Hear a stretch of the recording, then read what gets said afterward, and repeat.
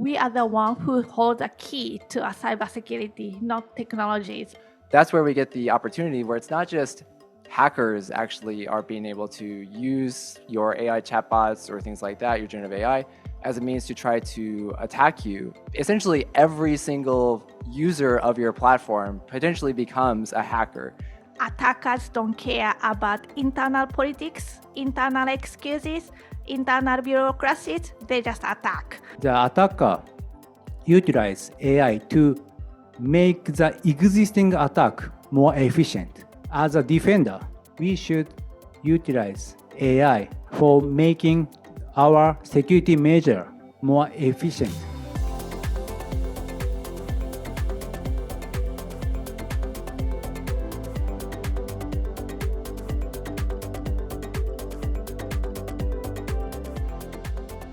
Good evening. Thank you everyone for joining this event. So today's event is adapting your cybersecurity strategy in the age of AI. And as you know, we are living in an age where AI is very prevalent in the way we work and in our daily life. So we want, cybersecurity attackers has been leveraging AI, and we want to know why we're exactly here. And this event is to understand about cybersecurity strategy. To set the stage for our discussion, I'm going to do an introduction of myself first, and then I will pass on to our very, 4 expert speaker who is cybersecurity in the field for a long time. So for me, I'm actually a cybersecurity recruiter, and I've been doing recruitment for 10 years in APAC as well as Japan. So I focus also on AI sector these days because it's very high demand. So maybe I'll move to Luke. I wasn't ready to do Jiko Shokai, but I'll try. My name is Luke, and originally I'm from the United States. First of all, just thanks everyone for joining us here today. And as was mentioned, AI is obviously becoming a really critical area. I'm currently working in Rockton as part of our Cybersecurity Defense Department, and I oversee our strategy management group. And so with that, obviously over the past several years, AI has become a critical area. For myself, I would just say, my main area has been as a program and project manager, and so I help to see the ways in which we're trying to implement AI in new ways. It's still a very developing area, and that makes it really interesting, but it also makes it kind of changing day to day. Some other things about myself. So I guess besides this, and one of the areas I see AI particularly being influencing is with nonprofits, which is another one of my passion areas, which is trying to find ways in which we can both empower those people who are in difficult situations to be able to use technology as a way to help us improve the lives of other peoples in third world and developing countries. And I'll pass it to our next. Thank you very much, Luke. So good evening, everyone, and thank you for joining this event. So my name is Lala Chanama. Just call me Lala. It's easier to remember. And as for me, I've been first in Japan now for 13 years, and with lots of experience both in France and in Japan. Like Luke, have been also in the project program delivery management, both in security, privacy, and infrastructure. And now working at Bayer, the pharmaceutical company, as a cybersecurity officer in Japan, where I would say the front end of any security-related matters with legal, etc. So now, as Luke well mentioned, we are in this AI era where, business just wants to do things. Oh, AI is so cool, let's go with that. But without having the security awareness, definitely companies can just be jeopardized by this technology, this powerful technology. That's why we are here to just bring our insights and hopefully sharing with you guys everything related to AI. With that, I will just hand over to Nakamura-san. So Nakamura-san, over to you. Thank you, Lara-san. Thank you for joining this event. My name is Yu Nakamura. So please let me introduce my career. So after working for the IT department in the gigantic service company and the security vendor for over 15 years, now I'm an independent consultant, individual consultant in the cybersecurity domain. So one of my big tasks is IT analyst and IT researcher on the cybersecurity domain. One of my interesting topic is, of course, AI. So now I think that Japanese company tend to try to implement AI on their business, but they are much struggling. So today, I would like to share my expertise based on my research and analysis to you. Thank you so much. Okay, can you hear me? My name is Sachiko Hasumi, and thank you for joining. I am advocating human-centric cybersecurity, as you might know.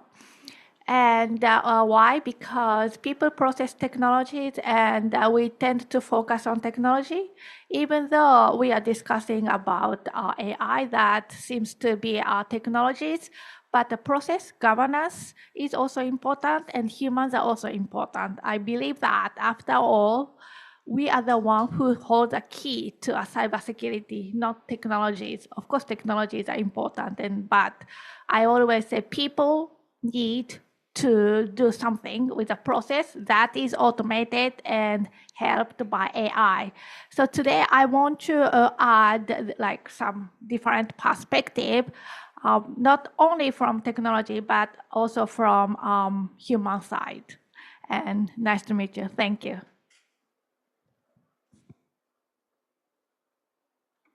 Thanks for the introduction. So since this is actually an open and informal discussion, so we won't do any long presentation. So maybe I'll start off with a question and let's start answering some burning question everybody might have. So over the last 2 to 3 years, how has AI agentic system been changing the IT security threat landscape? And what's the biggest change you experience? So maybe I will pass it to Nakamura-san. Okay, so on my research, I found the characteristic AI utilized attack. I'll show you 2 examples.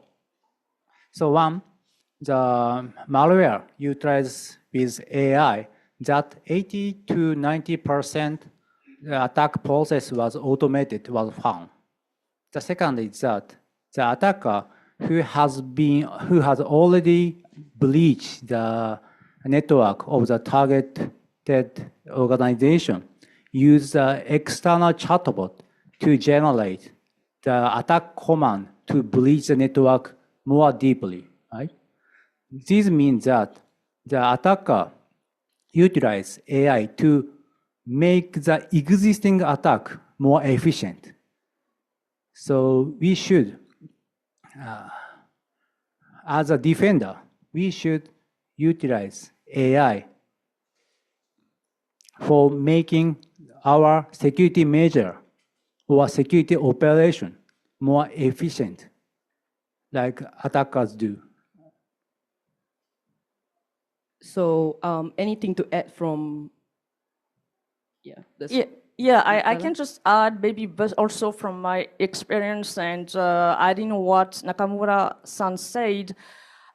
In my previous experience and also current one, unfortunately, the phishing rates for employees have been drastically increased. Failure rates, because maybe 6 years ago, we were saying that, hey, Japan will never be targeted due to the language that was being unique. And nowadays, with the AI, you can see that almost emails are perfect. So I could see when we do some simulation phishing email in Japanese, it's unfortunately chaotic because people panicking and attackers would use this AI to just lure people. So I would say that's one of the biggest change I could see. I could have seen. And the second thing also is the how can you say that? Governance. So with AI, people just are doing things arbitrarily, just downloading some unapproved tools, etc. So now the senior management, also the governance, we are trying to tighten the policy procedures, etc. So one of the biggest things I have also seen in my current and previous experiences. Yeah, that's it on my side. Okay.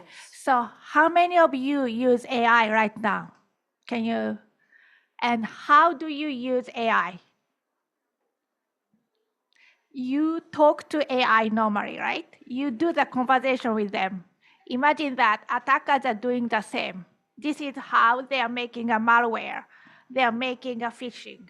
So they are doing a conversation to create and attack us. So that is how the cybersecurity has changed. It goes beyond IT. It goes beyond technologies because it's not going to come from firewall. It doesn't need anything. It just needs to have a very good language which can create no matter what language is. I can say that create phishing in Japanese and I can give full details of the company and that's it. So this is how AI has changed the landscape of cybersecurity. Yeah, I think that's actually really highlights one of the main aspects towards AI that a lot of the general public at least doesn't recognize. When you're working with an AI chatbot, what you're putting in may actually just be words, but actually how it's being interpreted is actually this is code that is then being executed. It is a script that's basically being run potentially on your production environments and things like that. And so that's where we get the opportunity where it's not just hackers actually are being able to use your AI chatbots or things like that, your generative AI, as a means to try to attack you. Essentially, every single user of your platform potentially becomes a hacker. That's where we get some cases that have come up recently where it's somebody even not intending to use your platform for the wrong way may ask your AI chatbot or your system in a way and get wrong information that then they might end up suing your company about. And I think those risks are really what has started to come out, is that there's this opportunity where it's going to come out and produce things that you're really not in your control anymore as a company. And that's what we're starting to see and how we can manage that. That's interesting. And actually, I have also a question regarding Japanese company compared to global company. I mean, now that we have so many, AI mistakes that we have done from a user point of view, maybe you can explain, anyone can explain why, or share some comparison that you have seen in terms of the level of protection with global as well as local company.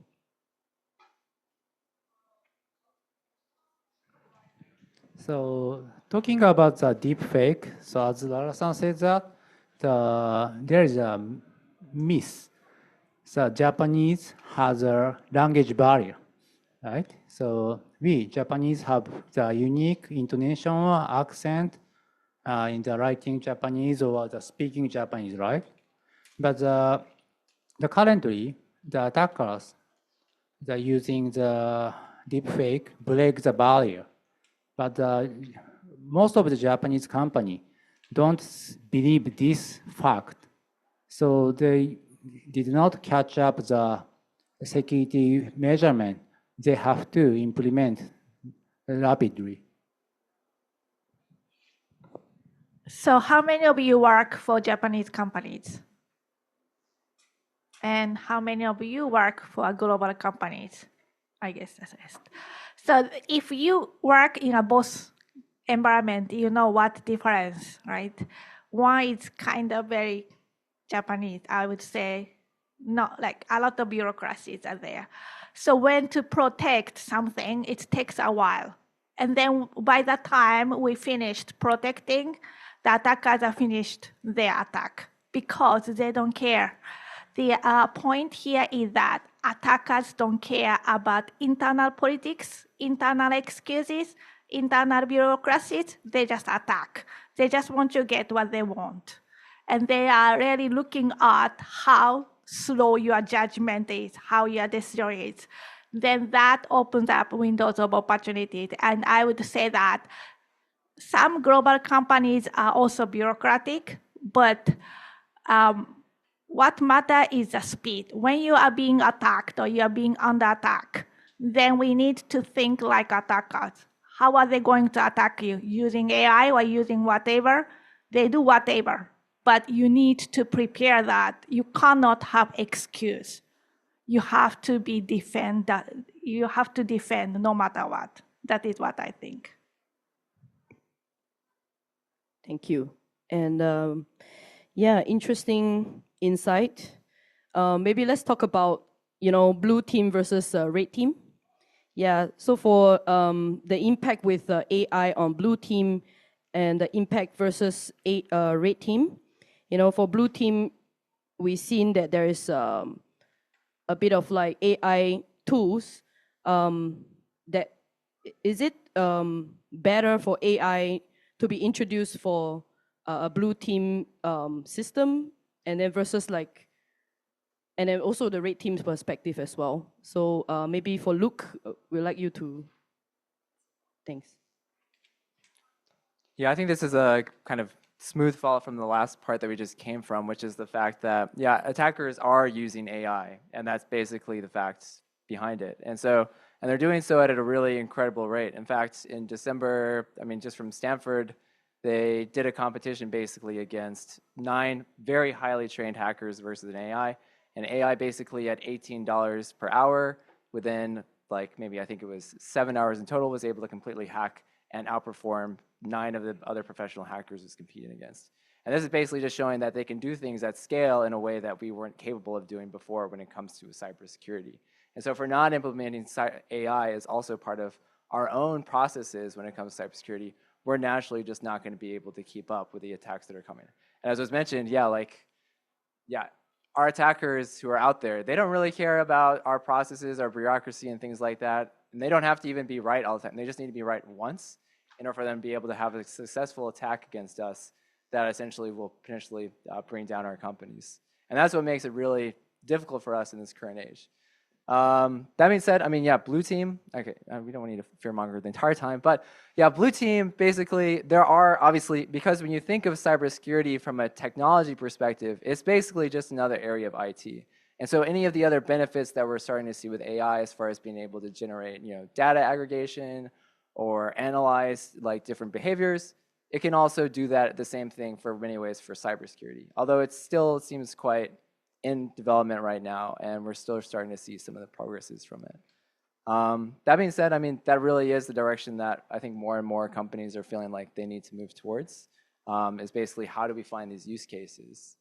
And the other part we mentioned, yeah, red teaming, which actually is really kind of fun. You can actually go to different sites and try this. Whenever you get a guardrail that basically says, this doesn't go, or doesn't apply with us or something, that's basically the system basically trying to push back against you. And that's a way that essentially that you can test and see what hacking actually looks like in today's age. So really what we have discovered now with a lot of our new areas for AI red teaming is basically how do we have people who can create automations that will be able to test the limits of where possibilities might be. That our AI systems may work in a way that we didn't anticipate them, or may do things that a normal human being may not do on their own. And so it's really becoming a really interesting area for us in cybersecurity is to see these new areas open up for us. Yeah, so let's talk about Mystic. Back to the first question, the first topic that we talk about. If you had to warn companies about one security shortcut, they should never take. Without naming names, what kind of security mistake you have seen company make? Yeah, anyone from the speak. Yeah, I think I can just introduce first. So what I've seen, really related to the first question is, and this is maybe also the current situation I'm facing right now, is that one of the shortcuts or mistakes is just trusting blindly without verifying the source. So, for example, downloading untrustworthy tools or non-approved tools from your company, definitely because business said, hey, I really want to use this one to make my business successful, fine. But the time, we all, I think most of us know the latest 3 past years of, the Samsung case where data has been leaked. And I can also talk about the other incidents. And unfortunately, in business, they are not aware, so they just don't care about security, just want to make profits. That won't be work in the future, because when the data are leakage, in terms of legal, etc., you can have really, really heavy fines for that. So, yeah, just don't trust. Always be compliant with your company legals, and always verify. This is really the thing I would also recommend, definitely.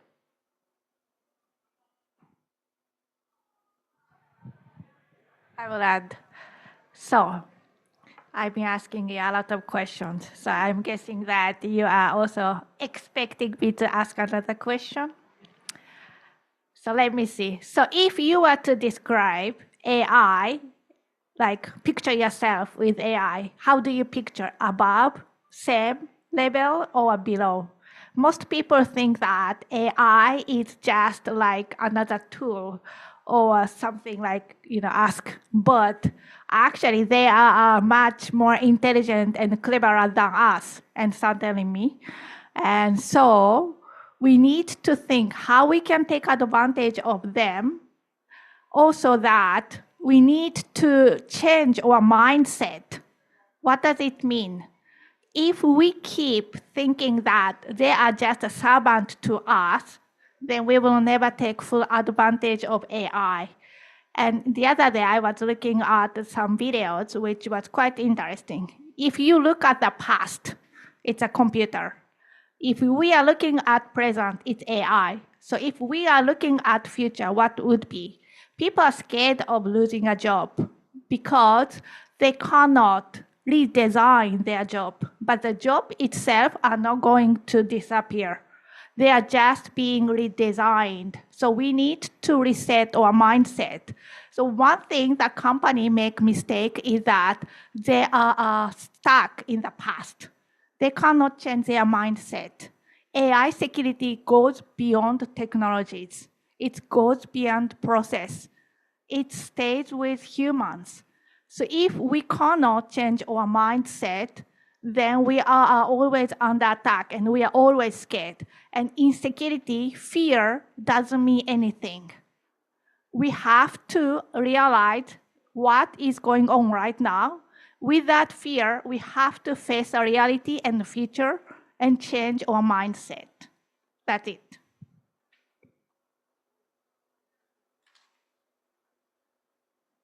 Any other comments to add on from the speaker side? No? Yeah. Yeah, I think both previous comments were quite valid. If I look at some of the challenges we have, we've always had it in cybersecurity is usually we're not great at communicating, which is strange that we're here on a panel.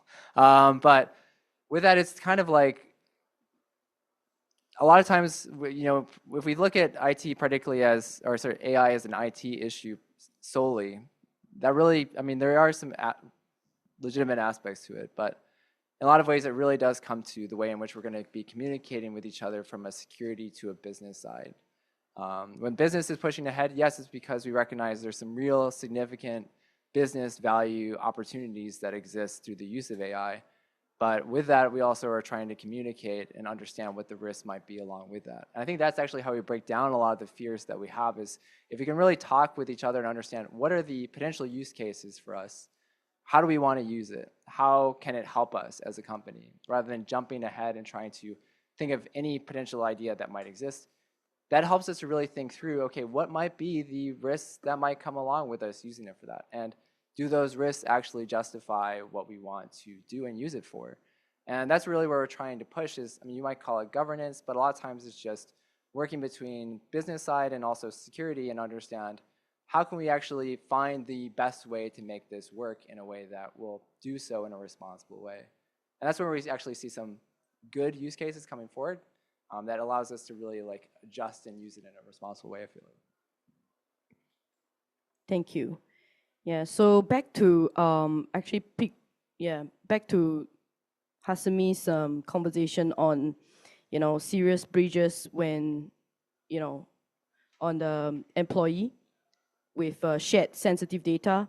So, how can companies strike a right balance between empowering powerful AI tools versus ensuring sensitive data remain secure and compliant?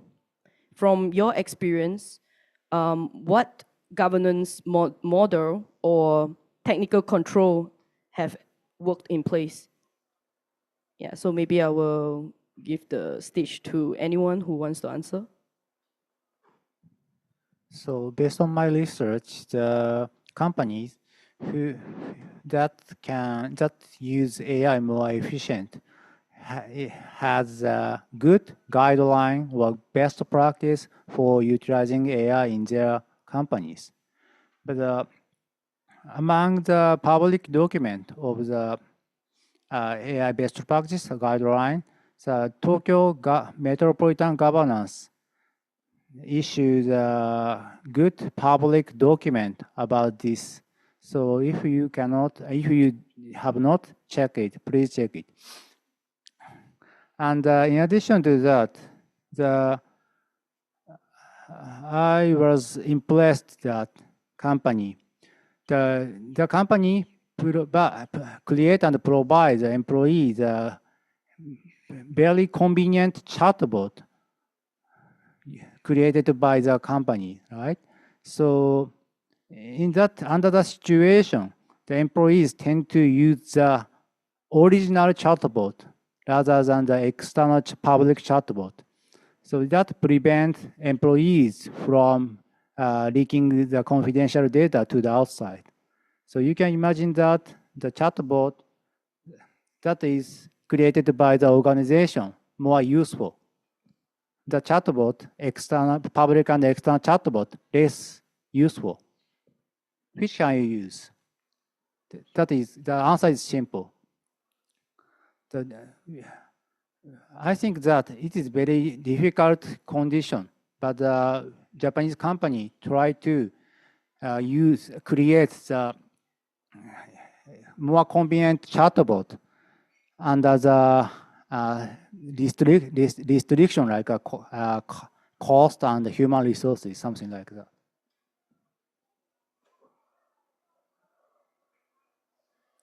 Yeah, so in terms of control, technical control, what we are doing now, because again, related to what we've said earlier and what I've said earlier, lots of people just download, this unapproved AI tools and trying to make things. But so we did have lots of, unfortunately, red flag in our monitoring tools. And what we will do next, of course, with that, impacted business, is trying to analyze all the URLs that have been, used and making decisions whether or not we will block. Actually, blocking the URLs in terms of, for example, for project management, Wave, making sure that if not used, we will just block. So, and it's not only for AI, but yeah, it's really important to really block those unapproved tools. So I know it's, lots of companies have known, definitely ChatGPT. This public one is no way. So yeah, and it's wherever. I do have some networks.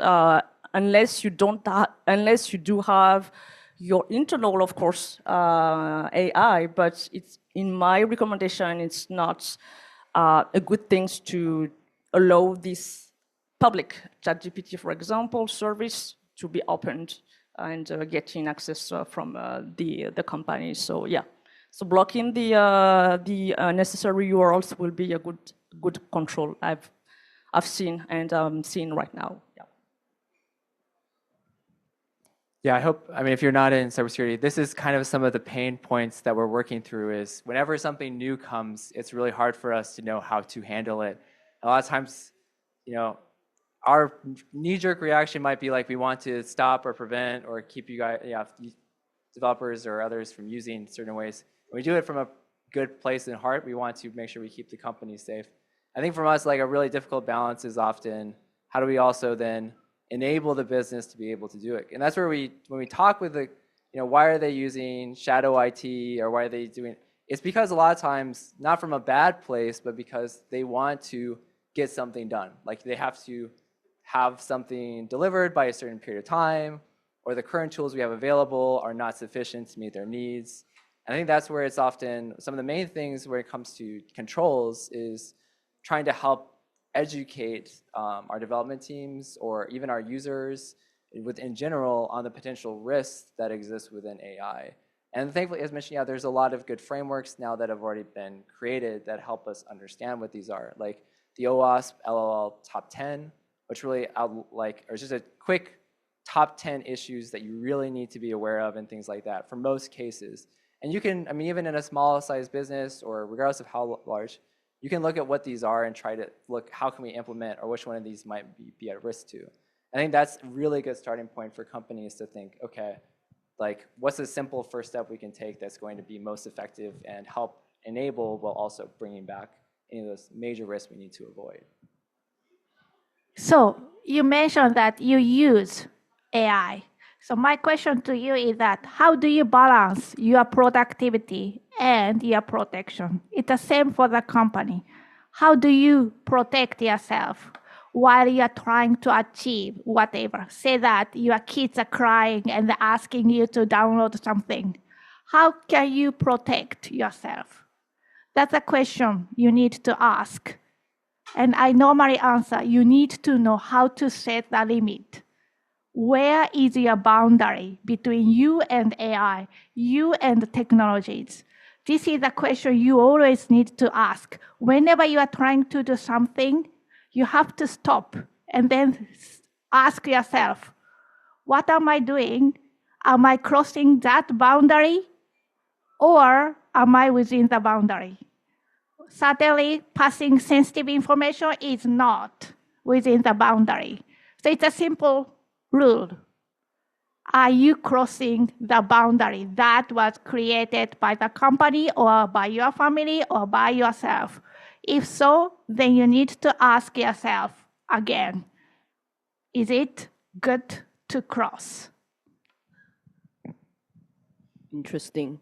Actually, I'm from the business side, and to be honest, this is really pain to hear that a lot of productivity tool is banned. So how do you actually reply to the business people, if we are really eager to use, these tools which can effectively help the business, increase profit, then, maybe you can advise security expert here, how do you actually come across and explain to business people? I can answer maybe on my part, and maybe most of you working in security fields maybe also aware, or you do have this on your company. But I would say normally companies should have already, I would say, develop some internal AI tools, right? To, of course, thrive and improve the business. So we, for example, using these internal AI tools with the framework like ChatGPT, Claude, whatever. So once it's implemented internally, it's okay. So one of my recommendation I'm always, given to give to my business teams is use your internal approved tools.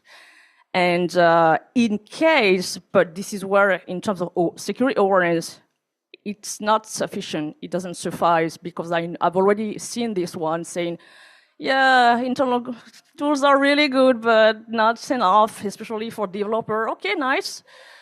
Well, yeah, we still having the risk of just raise this exception, but it's really once you will take the risk for this exception, as actually Sachiko mentioned, crossing the line, will you be, in terms of awareness, responsible, accountable? If something you should know exactly, if you do that, you will be responsible if you take this risk as an exception to take the external AI tools. So, yeah, security is really matters of everyone. So, this is my my insight in this one.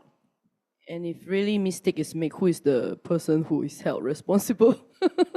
No, of course, in security, personally, if there's an issue, we always say, oh yeah, this is the CISO or CEO responsible. But honestly, as a security person, everyone should be responsible. And again, security is a matter of everybody from the senior management to the physical security person or whoever. But yeah, definitely. Yeah, totally agree. Yeah, I would say in that way, this is not really an issue so much that goes just to AI. This is actually talking much more about corporate culture and just like, what is your company's culture when it comes to security in general? Like AI actually, you can ask it to create a really great policy or something that says, this is how we want to use AI effectively. But if your company doesn't actually follow policies or doesn't think that highly of security, no one's really going to follow it. Same thing, you can say, these are the permitted tools and these are not permitted tools. If you don't have any way to enforce it and your company doesn't really care, people are going to do it anyway in that regard. And so I think it's really in this way, and we're actually in a way, AI is helping us because people have seen the issues and the risks that come with it. And this is actually in some ways given security an opportunity for us to try to make these more prevalent and aware to our companies. But I think at the heart of it is still, how do we kind of build that culture within the company and help them understand what their issues might be. Yes, very nice insight. Thank you very much. So we're talking about cooperation, and maybe we'll talk a new topic regarding startup versus large corporation. Considering the two differences with the resources and existing infrastructure, how do you view the risk differentiation between these two? Anyone from the speaker can comment. So talking about the large corporation, so some people have the good IT and security literacy, and some people don't have the good IT and literacy and security literacy, right? So if the internal chatbot, the company lets all the employees use the internal chatbot or external chatbot, some people use this chatbot correctly. Some people use this chatbot incorrectly, right? So if you would like to have the internal chatbot to implement all the employees, so you have to take the phase-by-phase implementation. So first, you have to let the people with good IT and security literacy use the chatbot and accumulate the know-how and how to use this chatbot for the business use, and let the next step expand the usage to the more wide range of the employees, right? So this is a phase-by-phase implementation the large corporation should have take. I think that the startup company is a very small number of people. They have the equal IT or security literacy, right? I get all that. So, what the difference between startup and large companies? What the difference? Can you think about? Some are same, some are different, but impact on the society is different. Say that one big company is hacked and one small startup is hacked. It's a different impact on the society. That is a big difference to start with. Of course, startup and big company have to secure themselves. Again, they say the responsibility. So what is responsibility? Why people are paid so much? Because they need to take responsibility. This means that every person has certain responsibility, and depending on the impact, depending on what consequences you have, you need to take responsibility. If you cannot take that responsibility, you shouldn't do it, because it will always cause some damage, and that damage needs to be recovered by someone. And they are always humans, right? So I always say responsibility and risk tolerance go together. People with a higher responsibility must have higher risk, not tolerance, but they can say yes to many, many things because they have more responsibility. But like me, like low level, I cannot say a lot of yes because I cannot take responsibility. If you don't know, if you are responsible, then you are not taking responsibility. So I would say that large companies must realize what kind of impact they have on the society, and they must take responsibility. This means that they have to be serious about security because they will have a huge impact. Very interesting insight. I'm going to ask the last question. So last question is more on focusing on deployment model. Yep. Is it okay? Yeah. So like cloud versus local, given these industries' recent focus on data residency and control, do you see a clear security advantage in utilizing cloud AI solution with robust enterprise control, or any noticeable trend towards on-premise or local LLM, which is back to, the chatbot or technical? Yeah, please. This is my personal opinion. And insight maybe for those who are in this panel discussion. So, yeah, nowadays definitely most of the companies just want to go to the cloud, right? Not only for, it's also for the costs, definitely reducing costs. I would say it also with in terms of infrastructure, easier to handle.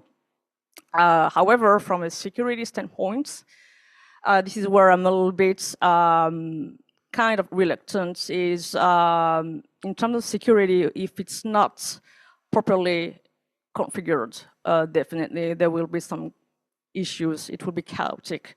So misconfiguration it's always a human error, I would say. Recently, I could see lots of news saying that due to misconfiguration of the clouds, especially in the, I would say the IAM, identity access management stuff, especially where the misconfiguration is done, lots of leakage, lots of data are just being sent in the dark web, etc. So in terms of compliance and data protections, it's a mess. So cloud definitely we need to skill up for this part. I'm pretty sure. I would say that I do have, it's a personal opinion, a preference to make a hybrid, still a hybrid, because in terms of cyber threat actor, I mean, it's not only for, it's AI, we are talking about AI, but in terms of security, if you don't have any backup, it's really a mess. So I do prefer having a backup, kind of on-premise, off-site, like the previous old former data centers, rather than stocking things in the cloud. But of course, if you do make the right configuration in the cloud, it should be definitely a good thing, but with the proper security. But for that, if you don't have the skill, it will be definitely a challenge, and we can struggle with that. Any other comments from? Regarding of the cloud service utilized with AI, so we have to care about the supply chain risk. So the most of the cloud service offer their service with AI currently. The Japanese companies try to use these services on the for the business purpose, but I think that they don't much care about the data resiliency. So the cloud service vendor with AI is increasing, I think. But some company is not aligned with the security standard, the international security standard. So the Japanese company have to have the good eyes on the how their data treated correctly by the cloud service vendors more tightly, right? Thank you so much. And this will be a closing statement. And I just want to ask for expert speaker, what is one practical advice you'd like to share with the crowd for a takeaway? Yeah, in terms of AI and security. I can start with my one practical advice, and it's again related to what we just said earlier, but the AI now definitely is a powerful technology. We can't deny it. I think most of the company now really rely on AI to build lots of wonderful stuff. So I would say that just engage the security team with business team dealing with all this AI technology, and because as of today, we have already seen that security is just a silo team, but no, we should work together to thrive this powerful technology. Mine is quite similar. Yes, please communicate. You can talk to it. A lot of times I feel like, as mentioned, cybersecurity, we're often off on our side. We're our silo or something like that. But communication, I think, is really the key that we're going to see here that's going to help us. And that's because a lot of the main things we've also talked about, I think, bridge from that. Like good governance comes with good communication, good understanding of what you want to do with security and what you want to do with AI comes as a result of that. And actually finding out ways for us to be able to address problems comes with it. And I think it also goes, similar to the same way as how can security there also inform people. It's great you're all here today. That's really valuable. But on our side as well, it's how do we communicate to our companies and to the rest of the community what can AI do and how do you use it responsibly and effectively? Because at the end of the day, it's not we want to stop. We can't really, because our business, we need to use AI effectively in order to compete. But there are ways in which we can do it, and that will actually help, and there will be ways that can actually harm. So that's what we need to do to make it more effective and move forward. Okay, I go next. So, what do attackers need to get what they want? They only need two things: weakness, vulnerabilities, and exploit. AI is going to make it easier, faster to exploit those vulnerabilities. Vulnerability doesn't mean technologies. It doesn't mean process. It also means humans. When you are tired, you become vulnerable. When you are in hurry, you are vulnerable. You become the target. Remember, technologies cannot stop everything. Can stop something, but cannot stop everything. Process governance can stop something, but not everything. After all, it's up to your judgment. When you are tired, when you are in doubt, then think twice, because you will be the next target, because you are weak. Thank you. I'm hesitant to after the Hasumi-san's comment, right?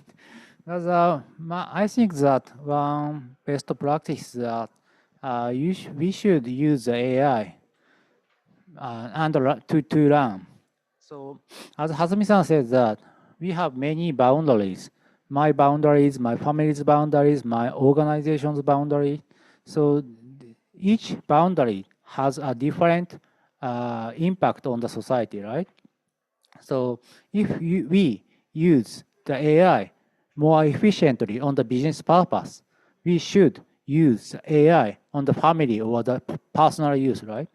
And share, accumulate the good experience or the bad experience and communicate with the colleagues and use it to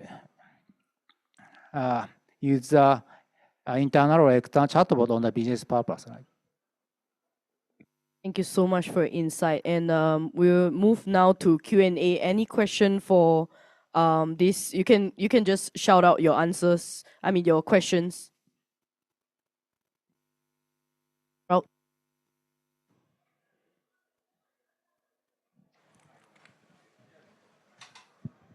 Hello, I hope I'm audible. So I have one question. It's basically regarding the direction of the industry specific to AI security. So I think so far in the talk we discussed AI security from the lens of three things. One is the data compliance and data leakage, where an employee or someone working within the company uploads some documents to the chatbot, which is confidential. The second is AI-backed security, AI-backed hacking. So for example, some hackers actually get access to not access to, they use AI to make more stronger and more sophisticated attacks, like the present hackers, but with the help of AI. And the last one is AI misalignment. Like AI becomes so smart that it does something which is not under our control. And even with red team and blue team, you won't be able to catch it because AI has become sentient enough to actually have phenomena like collusions or maybe like sandbagging. So right now, what exactly is the focus of the industry? Like, is industry just focusing on the data compliance part right now, or are they focusing on mitigating hackers who are using AI, or actually their focus is also on AI misalignment? Like that. I hope my question was clear. Okay, anyone?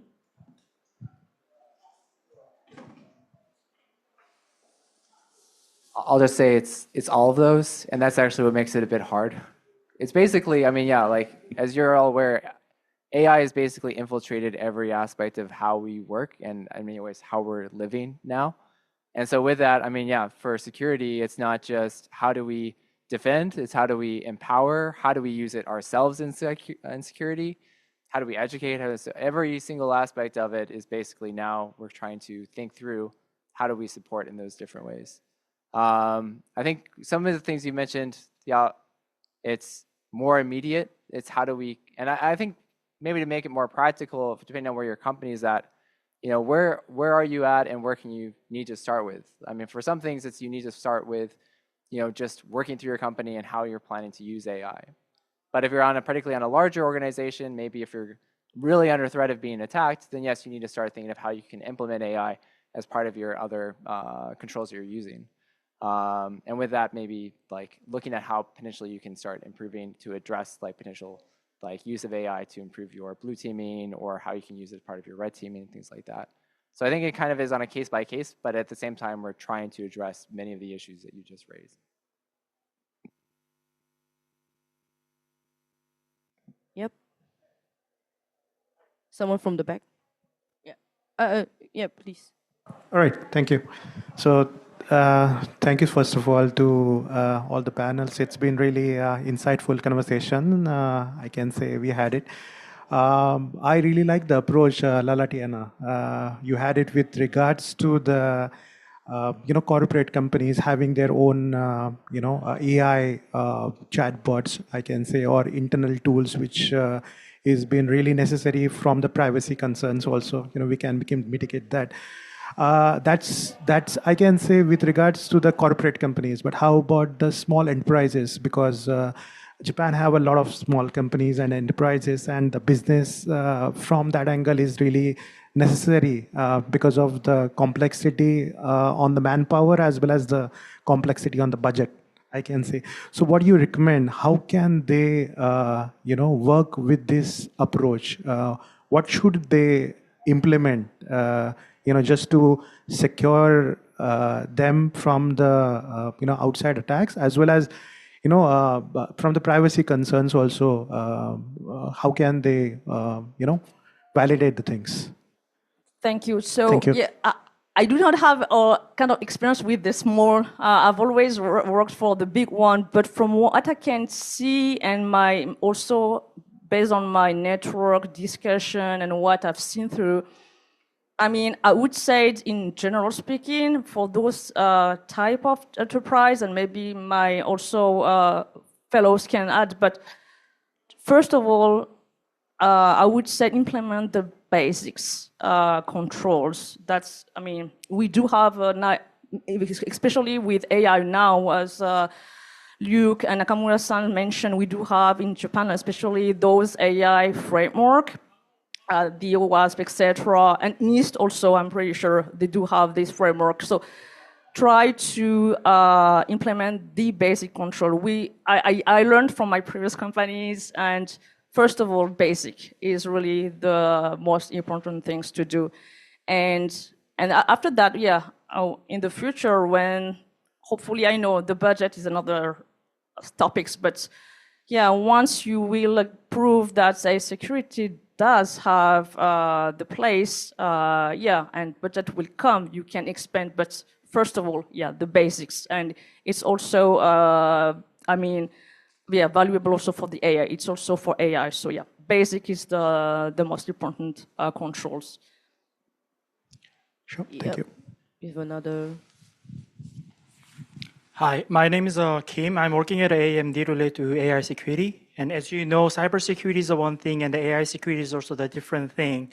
And when I learn more about like actual like attack case and threat, like AI security and cybersecurity is truly important. That's what I feel. And when you're working in your company, what kinds of like actual threat or risk you're facing when you are like working at a company? Like, I wonder like what's really actually happening at the field.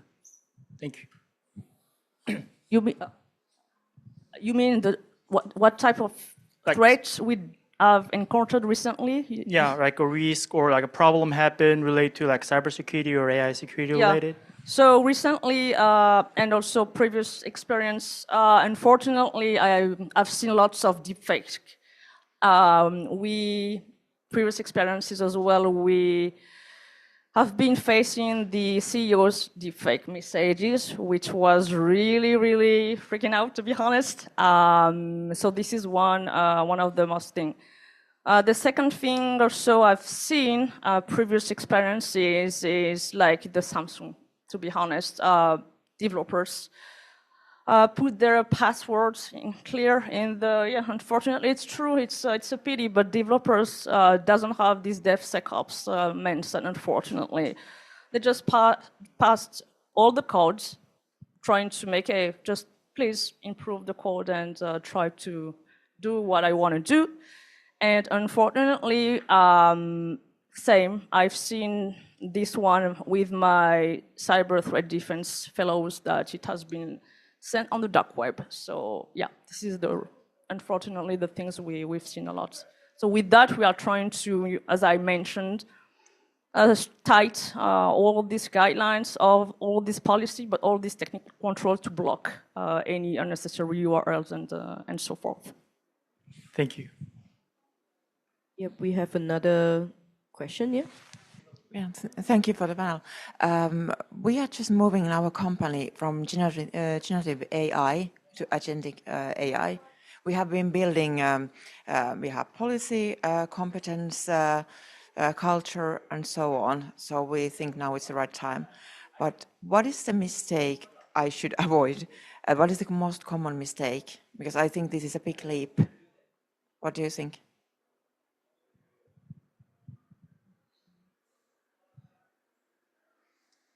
So that compare AI and agentic AI, so we have to think about the overrun of the agentic AI. So I think the agentic AI's definition is autonomous operation instead of the employees, right? But if the agentic AI overrun, we cannot imagine how severe the impact is, right? So we have to implement a fail-safe policy on the agentic AI, like OT environment. You know that the factory environment, something like that. Maybe, yeah, something I've also seen a lot of recently pushed is trying to, for example, use agentic AI for creating someone's own like personal assistant or like basically be a copy of themselves.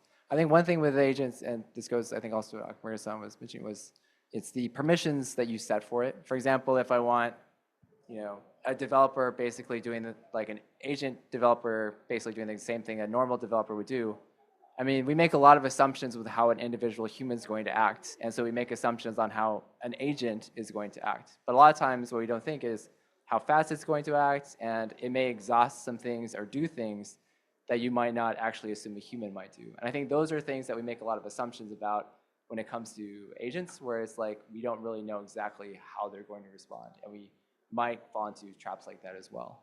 And I think those would be some concerns to consider. So thank you very much for your participation. I think today we'll end the session. Let's have quick catch up. If you want to have a networking session, we can go outside. Yeah, okay. Thank you very much.